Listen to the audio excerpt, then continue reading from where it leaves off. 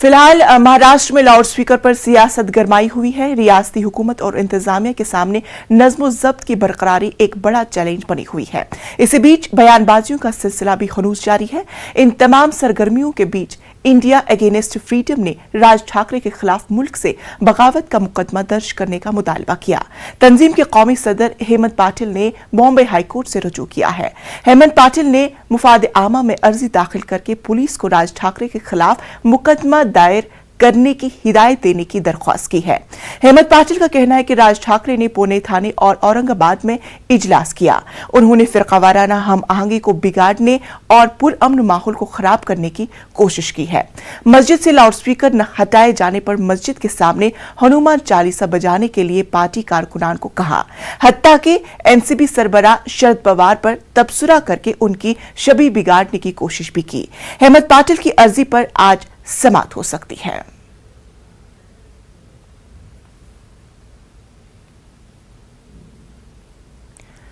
Loudspeaker के मुद्दे पर संजय रावत ने राज ठाकरे पर निशाना साधा है। उन्होंने कहा है कि पिछले 15 बरसों से राज ठाकरे को लाउडस्पीकर से परेशानी नहीं हुई, लेकिन अब हो रही है, क्योंकि अब उद्धव ठाकरे रियासत के वजीर आला है। मला गंमत वाटते, आताही भोंगा चालू आहे ना, कोणाला त्रास होतोय का? उलट लोक ऐकतायत, आजूबाजूला लोक आपलं ऐकतायत ना। गेले 15 वर्ष ज्यांना भोंग्याचा त्रास झाला नाही, त्यांना नेमका आपला भाऊ मुख्यमंत्री झाल्यावर भोंग्याचा त्रास का झाला, हा प्रश्न आहे ना।